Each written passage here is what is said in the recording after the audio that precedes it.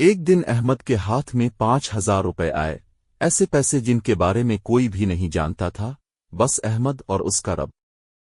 گھر میں ماں کی دوا ختم ہو چکی تھی، چھوٹے بھائی کی فیس ادا نہیں ہوئی تھی، اور فریج میں کھانے کو کچھ بھی نہیں تھا۔ اب سوچو، اگر تم احمد کی جگہ ہوتے تو کیا کرتے؟ یہی ہے کہانی احمد کی، ایک ایسے نوجوان کی جس نے بھوک برداشت کر لی مگر حرام کا نوالا اپنے گھر نہ جانے دیا۔ احمد کراچی کے ایک چھوٹے سے محلے میں رہتا تھا۔ وہ صبح سویرے دکان پر جاتا اور شام کو تھکا ہارا واپس آتا۔ باپ کئی سال پہلے فوت ہو گئے تھے، ماں بیمار رہتی تھی اور 2 چھوٹے بہن بھائی اسکول جاتے تھے۔ احمد ایک دکان پر سیلز مین تھا، مہینے کے 10,000 روپے کماتا تھا۔ لوگ احمد کا مذاق اڑاتے، کوئی کہتا احمد ایمانداری کے زمانے گئے، اب تو چالاکی کا دور ہے، کوئی کہتا تھوڑا سا نفع بڑھا لو، کون حساب مانگنے آتا ہے، لیکن احمد مسکرا کر جواب دیتا رزق بندوں کے ہاتھ میں نہیں، میرے رب کے ہاتھ میں ہے۔ ایک دن دکان کے مالک کریم صاحب شہر سے باہر گئے، دکان احمد کے حوالے کر دی۔ اسی دن ایک گاہک آیا، اس نے کافی سامان خریدا۔ احمد نے بل بنایا، گاہک نے پیسے دیے اور چلا گیا۔ کچھ دیر بعد احمد نے دیکھا کہ گاہک 5,000 روپے زیادہ دے گیا تھا۔ احمد نے فوراً دکان سے باہر دوڑ لگائی اور گاہک کو آواز دی، بھائی صاحب اب سے غلطی ہو گئی، یہ 5,000 روپے زیادہ دے دیے ہیں۔ گاہک چونک گیا، اس نے احمد کو غور سے دیکھا اور کہا، بیٹا آج کے زمانے میں ایسا بھی کوئی کرتا ہے؟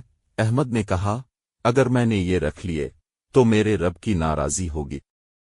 وہ گاہک خاموشی سے چلا گیا۔ احمد نے دوبارہ کام شروع کر دیا۔ کچھ دن بعد جب کریم صاحب واپس آئے تو ان کے ساتھ وہی گاہک آئے۔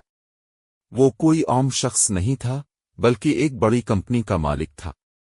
اس نے احمد کو دیکھ کر کہا، بیٹا میں نے تمہاری ایمانداری دیکھی، میں اپنی کمپنی میں نیا اکاؤنٹنٹ رکھنا چاہتا ہوں، اگر تم چاہو تو میرے ساتھ کام کر سکتے ہو۔ احمد حیران ہوا، اس نے کہا، صاحب میں زیادہ پڑھا لکھا نہیں مگر ایمانداری سے کام ضرور کروں گا۔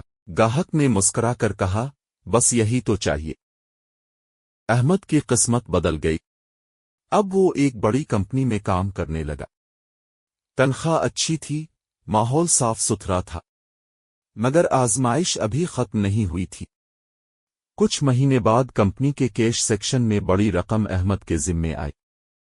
ایک دن اس کا ایک ساتھی آیا اور بولا، احمد تھوڑا سا پیسہ رکھ لو، کون دیکھے گا، ہم سب تھوڑا تھوڑا نکالتے ہیں، تم بھی رکھ لو، زندگی بدل جائے گی۔ احمد کا دل دھڑکنے لگا۔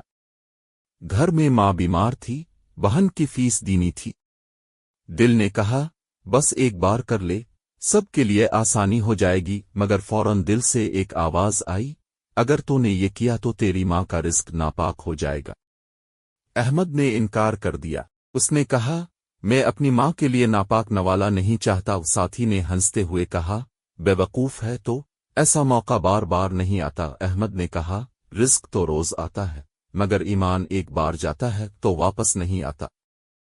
کچھ دن بعد کمپنی میں آڈٹ ہوا۔ وہی ساتھی جو احمد کو بہکانے آیا تھا پکڑا گیا، اس کے پاس سے چوری کے ثبوت مل گئے۔ جب سب کا حساب چیک کیا گیا تو احمد کا ریکارڈ بالکل صاف نکلا۔ مالک نے احمد کو بلا کر کہا، احمد ہم نے تمہاری دیانت داری دیکھی ہے، اگر تم چاہو تو اکاؤنٹ ڈپارٹمنٹ کے ہیڈ بن سکتے ہو۔ ایماندار لوگ آج کل بہت کم ہیں۔ احمد کی آنکھوں میں آنسو آ گئے، اس نے دل میں کہا، اللہ تو نے میری عزت رکھ لی، میں نے تیرا حکم مانا تو نے میرا نصیب بدل دیا۔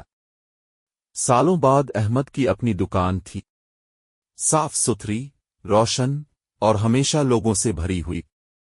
ہر آنے والے کو وہ ایک ہی بات کہتا، بیٹا اگر تم چاہتے ہو کہ تمہاری روزی میں برکت ہو تو کبھی جھوٹ نہ بولنا، کبھی حرام کا پیسہ اپنے گھر نہ لانا۔ ایمانداری وقتی نقصان دیتی ہے مگر ہمیشہ کا سکون بخش دیتی ہے۔ وہ ہنستے ہوئے کہتا، اللہ ایماندار بندے کو دیر سے آزماتا ہے مگر کبھی تنہا نہیں چھوڑتا۔ جو شخص اللہ کے لیے حرام چھوڑتا ہے اللہ اس کے لیے حلال رزق کے ایسے دروازے کھول دیتا ہے جن کا وہ کبھی تصور بھی نہیں کرتا۔ ایمانداری کا راستہ مشکل ضرور ہے، مگر انجام ہمیشہ خوبصورت ہوتا ہے۔